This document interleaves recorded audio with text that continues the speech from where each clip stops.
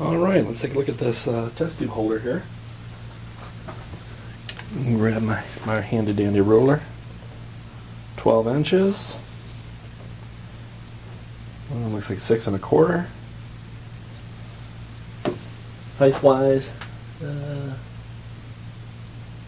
a little more than 3, but I have the ruler, doesn't go all the way, touching the bottom, so it's about,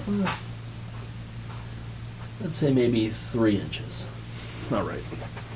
And sold separately, these test tubes.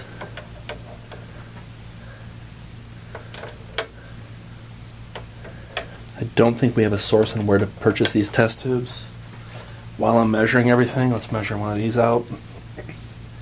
These appear to be 5/8. Yeah, 5/8. Pick this up.